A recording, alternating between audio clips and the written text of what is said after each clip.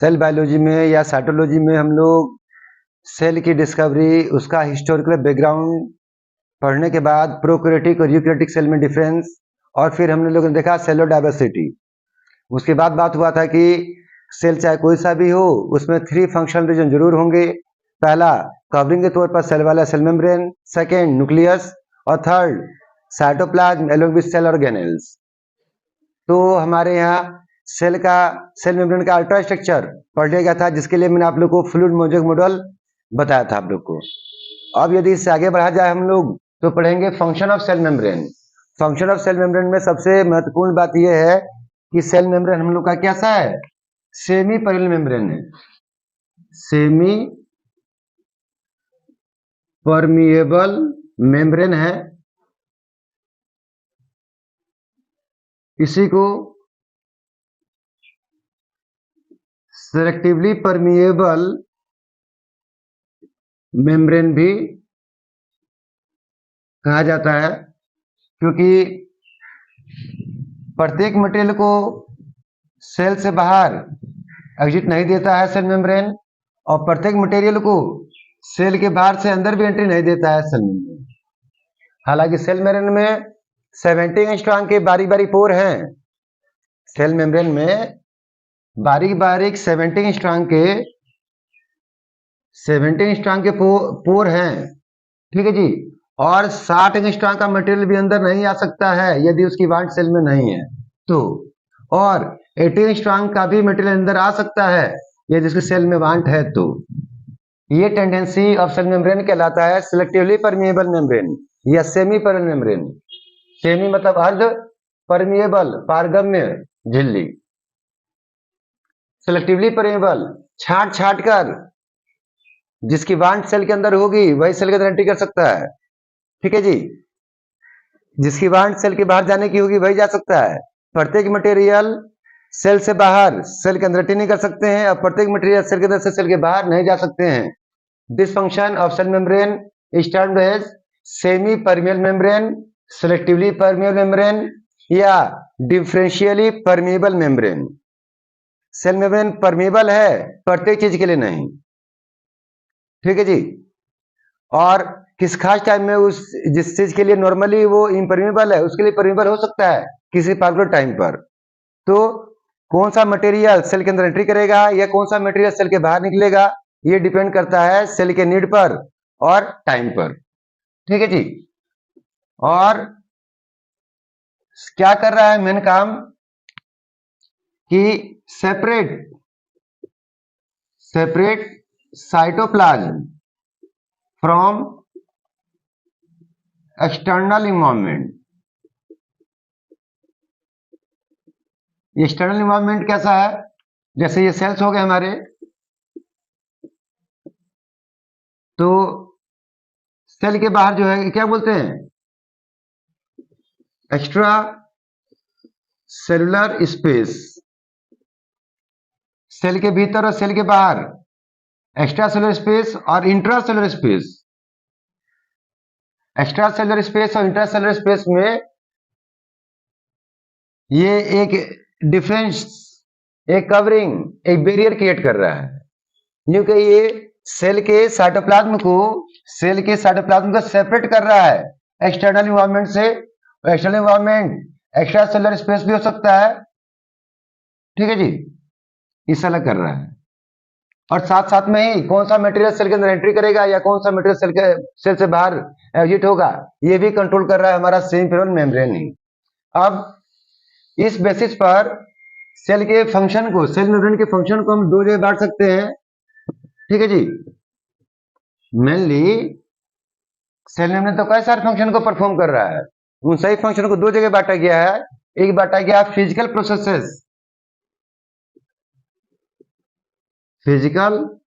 Processes और एक बार आ गया है जी एक्टिव प्रोसेसेस। दो ढंग के प्रक्रिया निभा रहा है हमारा सेल मेम्ब्रेन, एक फिजिकल प्रोसेसेस, एक एक्टिव प्रोसेसेस। फिजिकल प्रोसेसेस में सेल मेम्ब्रेन खुद से कोई रोल नहीं निभा रहा है, ठीक है जी। साइटोप्लाज्म के अंदर या साइटोप्लाज्म के बाहर जैसा इन्वायरमेंट बनने पा रहा है उसी के अकॉर्डिंग पदार्थों का ट्रांसपोर्टेशन होने पा रहा है। This is the physical process. इसमें कौन कौन चीजें पढ़ने को आने वाली हैं? इसमें एक आने वाला हम लोग का डिफ्यूजन, एक आने वाला है डिफ्यूजन, एक आने वाला है क्या चीज? ओस्मोसिस। एक डिफ्यूजन आने वाला है और एक ओस्मोसिस आने वाला है। ठीक है जी। ओस्मोसिस पढ़ा जाएगा तो ही हम लोग पढ़ लेंगे क्या वहीं पर? Plasmolysis, plasmolysis. और एक्टिव प्रोसेस में कौन कौन आने वाला है? Active transport, active transport, endocytosis और exocytosis.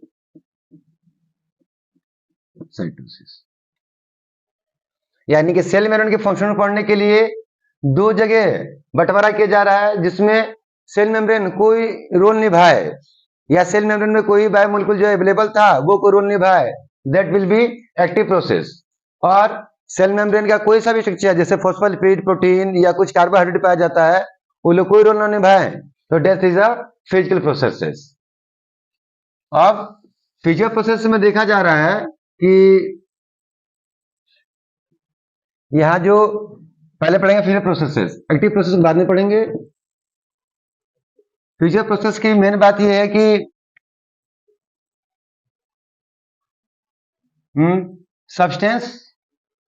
substance moves along concentration gradient। चीजें अपने ज्यादा मात्रा से अपनी कम मात्रा की ओर जाएंगी, पदार्थ अपनी ज्यादा मात्रा से अपनी कम मात्रा की ओर जाएगा। Without utilizing metabolic energy, metabolic energy को बिना स्पेंड किए हुए ट्रांसपोर्टेशन होगा। कंप्लीट ट्रांसपोर्टेशन नहीं होगा, क्योंकि सेल के अंदर या बाहर जबकि जिस पदार्थ का ट्रांसपोर्टेशन हो रहा होगा, जब दोनों से उसकी मात्रा बराबर हो जाएगी उसके बाद ट्रांसपोर्टेशन नहीं होगा। ठीक है जी। और टेम्परेचर चेंज या presence of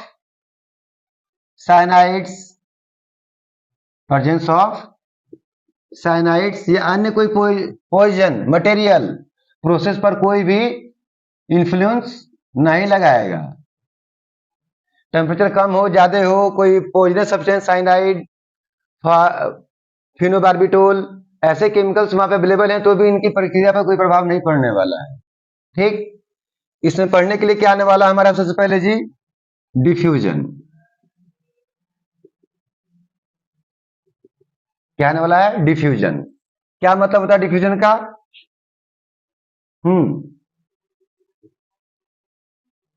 movement of substance from its higher concentration to lower concentration on its own, खुद से ही पदार्थ अपने ज्यादा मात्रा से अपने हायर कंसंट्रेशन से अपने लोअर कंसंट्रेशन की ओर जा रहा है, खुद से ही अपने थर्मल एनर्जी की टेंडेंसी से जा रहा है। किसी बाहरी हीट की रिक्वायरमेंट यहां पर नहीं है, किसी बाहरी हीट की रिक्वायरमेंट यहां पर नहीं है।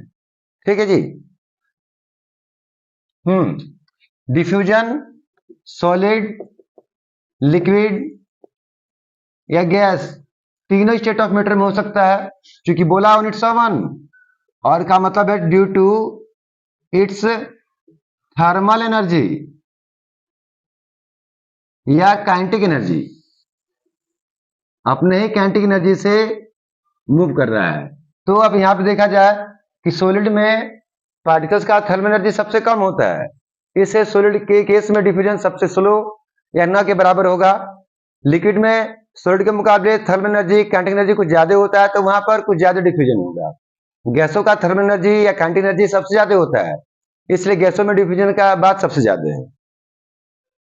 यदि बायोलॉजिकल सिस्टम में देखा जाए, क्योंकि बायोलॉजी पढ़ रहे हैं, डिफ्यूजन तो कहीं पे भी हो सकता है। अब बोली जा रहा है कि फ्रीयर प्रोसेस है। ये डिफ्यूजन, ओस्मोसिस, ये दोनों घटनाएं जुड़ने की सेल में ही होंगी, ये बाहर भी हो सकती हैं और होती ही रहती हैं। तो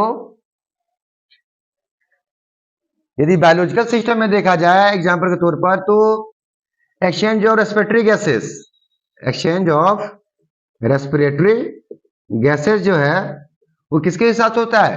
डिफ्यूजन के हिसाब से होने पाता है। सबको मालूम है कि विंड पाइप ब्रोंची बनेगा, ये लंग्स में एंट्री करेगा और ये ब्रोंची बार बार टूट के secondary bronchi, tertiary bronchi, bronchioles, respiratory duct और फाइनली क्या बनेगा? Alveolar duct. वहां पे क्या प्रोवाइडेड है? Blood capillaries. तो एल्वियोलाई में ऑक्सीजन का पार्शियल प्रेशर क्या है? ज्यादा है, और ब्लड में पार्शियल प्रेशर ऑक्सीजन क्या है? कम है। तो ऑक्सीजन कहां से कहां डिफ्यूज हो जा रहा है? ऑक्सीजन एल्वियोलाई सेक से बाहर निकल कहां जा रहा है? ब्लड कैपिलरीज में। इसकी दूसरी ओर यदि पार्शियल प्रेशर ऑफ CO2 देखा जाए तो ब्लड कैपिलरीज में ज्यादा है, ठीक है जी। और पार्शियल प्रेशर ऑफ CO2 देखा जाए लंग्स में, एल्वियोलाई में, तो क्या है? कम है। तो ब्लड कैपिलरीज का CO2 कहां जाता है? लंग्स के अंदर। ये घटना किसके तहत हो रहा है जी? डिफ्यूजन के तहत।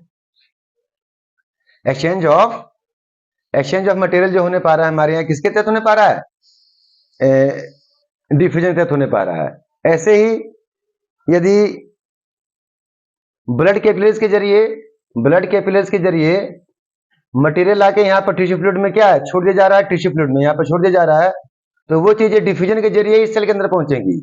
मैंने कल भी एक शॉट में कहा था आप लोगों से कि ब्लड कैपिलरीज में से मटेरियल रिस कर बाहर निकल जाता है और सेल्स के बीच में इकट्ठा होता है, जिसे हम क्या बोलते हैं? Tissue fluid.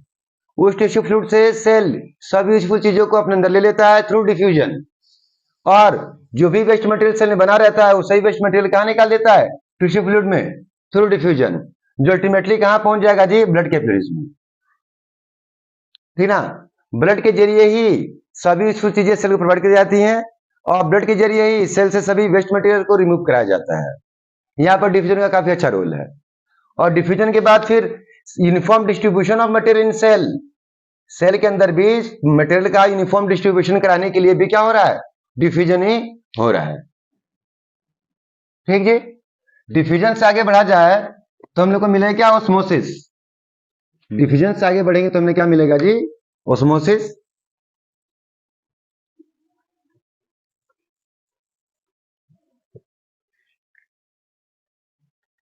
ऑस्मोसिस ये फिजिकल प्रोसेस का सेकेंड पार्ट है, ऑस्मोसिस।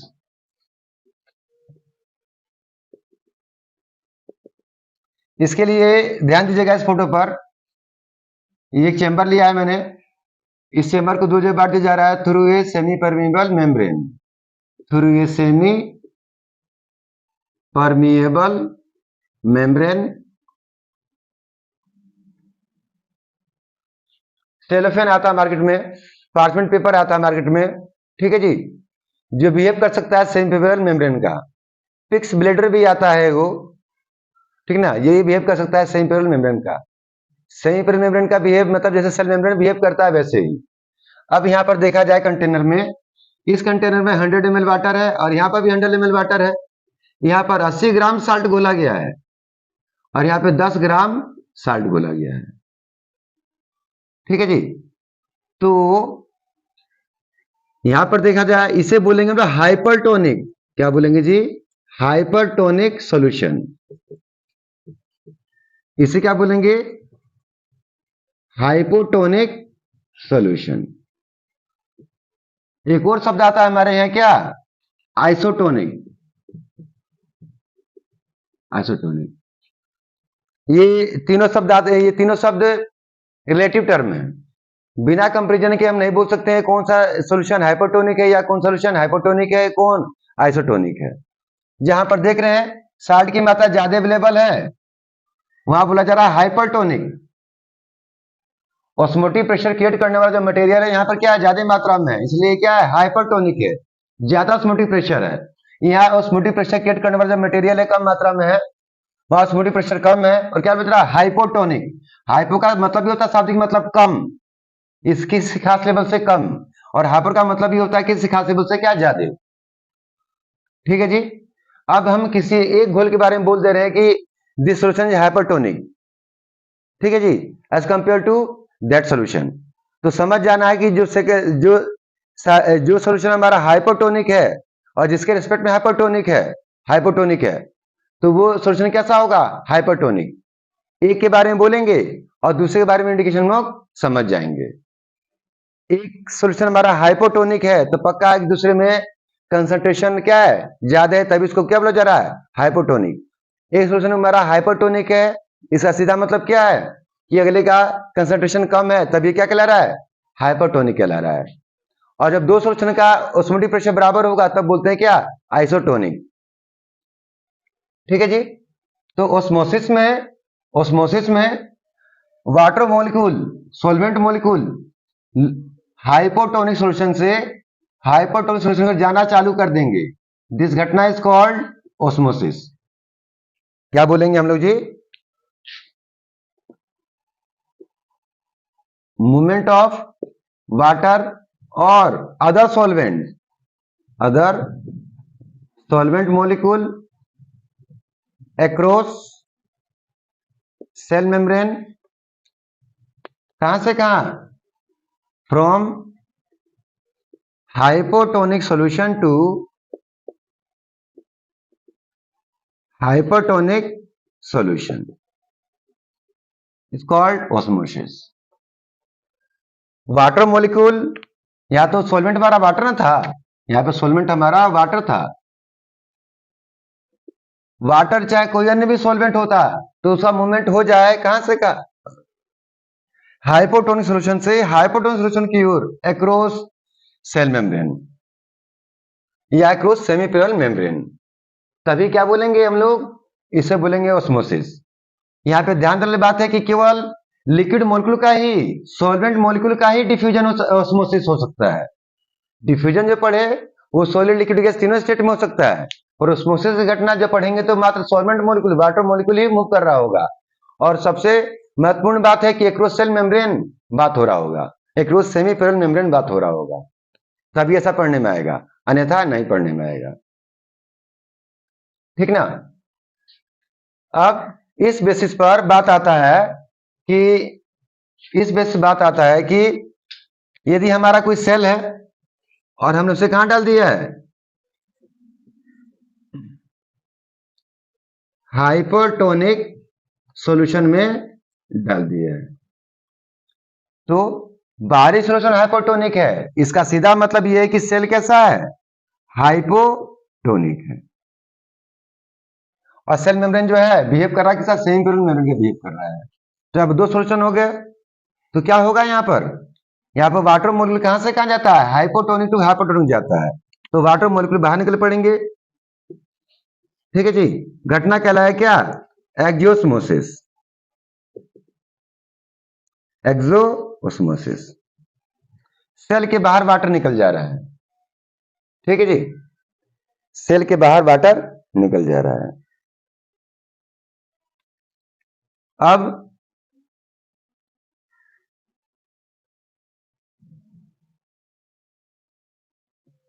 सेल के बाहर वाटर निकल जा रहा है। अब यहां पर जो यदि एनिमल सेल होगा, यहां पे एनिमल सेल होगा, तो मालूम है आप लोग एनिमल सेल में सबसे बाहर की ओर लचीला डेलिकेट मेम्ब्रेन होता है, सेल मेम्ब्रेन, तो सेल पे पिचक जाएगा। क्या बोलेंगे, क्रिनेटेड। घटना कौन सी घटी, क्रिनेशन। एनिमल सेल को हाइपोटोनिक घोल में रखने पर, ठीक है जी, क्योंकि सेल का साइटोप्लाज्म हाइपोटोनिक हो जा रहा है तो वाटर बाहर निकल जा रहा है, दिस घटना इज कॉल्ड एक्जियोस्मोसिस। यदि यहाँ पे एनिमल सेल है तो उसे क्या बोलेंगे कि क्रिनेशन की घटना घट रही है, और सेल श्रिंक कर जाएगा, सेल का डेथ हो जाएगा, उसे क्या बोलेंगे, क्रिनेटेड सेल। यहीं पर यदि प्लांट सेल होता यहीं पर, तो प्लांट सेल में सबसे बाहर की ओर क्या होता है, एक रिजिड सेल वॉल होता है। प्लांट सेल में सबसे बाहर की ओर क्या होता है, रिजिड सेल वॉल होता है, इसको रख दिया हमने कहां पर, एक हाइपोटोनिक घोल में। तो ध्यान दीजिएगा, सेल मेम्ब्रेन के भीतर होता है क्या, सेल मेम्ब्रेन, और जब सेल पूरा टर्जिड रहता है, फूला हुआ रहता है, पानी की मात्रा अच्छी खासी रहती है उसके अंदर, तो सेल मेम्ब्रेन, ये रेड से दिखाया जा रहा है सेल मेम्ब्रेन, और जो बाहर दिखाया जा रहा है से ये सेल वॉल था, दोनों टच में रहता है जब सेल फुल टर्जिड होता है तब। अब ऐसे को हमने कहा रख दिया जी, हाइपरटोनिक घोल में रख दिया, तो वाटर तो बाहर निकल पड़ेगा, एक्जोस्मोसिस हो जाएगा यहां पर भी। तो सेल वॉल तो रिजिड है, सेल वॉल डेड है, वो अपना पोजीशन बिल्कुल नहीं बदलने वाला है, वो बिल्कुल भी बेंड वगैरह नहीं होने वाला है, बल्कि वाटर लॉस होने की वजह से कॉर्नर से सेल मेम्ब्रेन सिकुड़ना चालू हो जाएगा। अरे सिकुड़ा तो हर जगह, पर कॉर्नर पर हमको ज्यादा महसूस होगा। पहले कॉर्नर पर सेल मेम्ब्रेन सिकुड़ जाएगा due to loss of water, corner पर सेल मेम्ब्रेन सिकुड़ जाएगा due to loss of water. This घटना इज कॉल्ड प्लाज्मोलाइसिस। प्लाज्मोलाइसिस क्या बोलेंगे हम लोग इसे,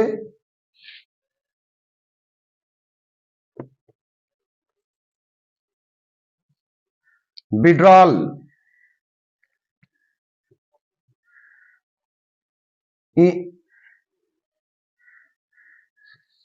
inside withdrawal of cell membrane due to loss of water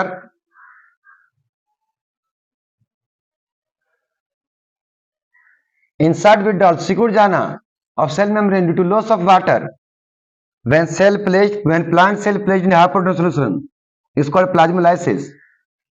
अब प्लाज्मोलाइसिस की स्थिति होती है, अब इस शुरुआती हुआ है प्लाज्मोलाइसिस का, तब पहचान में नहीं आएगा। This is called incipient plasmolysis, incipient plasmolysis. और ये प्लाज्मोलाइसिस जारी रहा, और भी वाटर निकलता जा रहा है, और भी वाटर निकलता जा रहा है, तो सेल मेम्ब्रेन काफी ज्यादा सिकुड़ जाएगा, सेल मेम्ब्रेन काफी ज्यादा सिकुड़ जाएगा, उसे बोलते हैं इविडेंट प्लाज्मोलाइसिस। ये इंसिपिएंट प्लाज्मोलाइसिस था, ये महसूस नहीं होता, ठीक है जी, ये बाहरी रूप से देखने में महसूस नहीं होगा कि प्लाज्मोलाइसिस हुआ है, ठीक है जी। पर इविडेंट प्लाज्मोलाइसिस जो है ये पहचान में आ जाएगी, सेल में प्लाज्मोलाइसिस हो गया है, सेल श्रिंक कर गया है, ठीक है जी।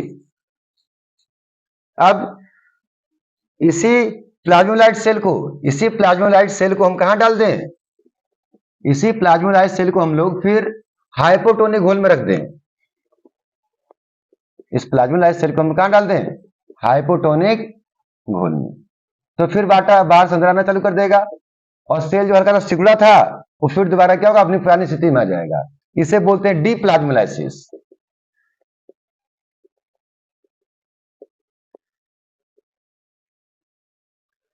फिर प्लांट सेल को यदि हम हाइपोटोनिक घोल में रख दे रहे हैं, तो वाटर लॉस होने की वजह से उसका सेल मेम्ब्रेन सेल वॉल के टच को छोड़कर अंदर की ओर सिकुड़ जाएगा, ये घटना प्लाज्मोलाइसिस है। और बोलेंगे कि cell is plasmolysed, cell is plasmolysed. अब ऐसा सिकुड़ा हुआ सेल यदि हम फिर दोबारा कहां रख दें, प्योर वाटर में रख दें या हाइपोटोनिक घोल में रख दें, तो फिर एंडोस्मोसिस हो जाएगा, वाटर बाहर से अंदर की ओर आना चालू हो जाएगा। तो दैट इज द डीप्लाज्मोलाइसिस।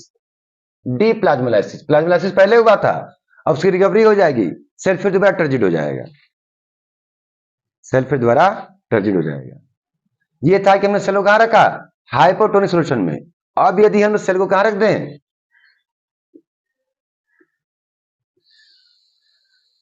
हाइपोटोनिक में रख दें, हाइपोटोनिक में, तो सीधा मतलब है ये सेल का बाहर का सॉल्यूशन हाइपोटोनिक, तो सेल का सॉल्यूशन कैसा हो गया, हाइपरटोनिक। वाटर कहां से कहां मूव करता है, हाइपो से हाइपर की ओर, वाटर अंदर जाना चालू हो जाएगा, है जी। दिस घटना इज कॉल्ड एंडोस्मोसिस। जब भी सेल किसी हाइपोटोनिक घोल में रखा जाता है, हाइपोटोनिक मतलब बाहरी सॉल्यूशन में साल्ट की मात्रा कम है, और भीतर जो सॉल्यूशन है साइटोप्लाज्मिक सॉल्यूशन है, उसके अंदर क्या है, साल्ट की मात्रा ज्यादा है, तो वाटर बाहर से अंदर की एंट्री करेगा, दैट इज द एंडोस्मोसिस, अंदर की ओर ओस्मोसिस हो रहा है। अब यहां पे यदि एनिमल सेल होगा यदि यहाँ पे एनिमल सेल होगा और एंडोस्मोसिस कंटिन्यू रह जाए, ये प्रक्रिया कंटिन्यू हो जाए, तो एनिमल सेल क्या होगा, बस्ट कर जाएगा, फूलेगा और फूल के बस्ट हो जाएगा। ठीक है जी। यदि प्लांट सेल होगा तो केवल स्वेल होगा बट बस्ट नहीं होगा। क्यों नहीं होगा बस्ट? क्योंकि उसके बाहर मजबूत सेल वाल पाया जा रहा है। प्लांट सेल में बाहर की ओर मजबूत सेल वाल पाया जा रहा है, कितना भी वाटर अंदर एंट्री करेगा वो फिर फूलेगा, एक खास सीमा से ज्यादा फूल भी नहीं पाएगा, वहीं रुक जाएगा वो। ठीक है ना। और एनिमल सेल में अगर लगातार एंडोस्मोसिस होता रहे तो फूल कर क्या होगा, फट जाएगा।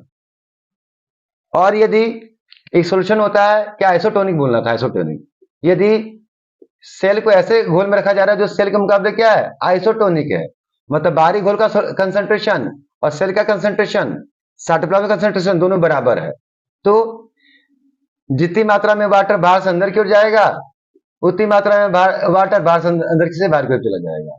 एंडोस्मोसिस एक्सोस्मोसिस दोनों बराबर हो जाएगा। No net change, no net change, कोई भी नेट चेंज देखने में हम लोग को नहीं आएगा। तो याद हुआ ये सेल मेम्ब्रेन का केवल फिजिकल प्रोसेस। आज बात सेल मेम्ब्रेन केवल फिजिकल प्रोसेस। अब पढ़ेंगे हम फर्दर हम लोग कल सेल मेम्ब्रेन का एक्टिव प्रोसेस। एक्टिव प्रोसेस जिसमें आएगा हमारा एंडोसाइटोसिस, एक्सोसाइटोसिस और एक्टिव ट्रांसपोर्ट।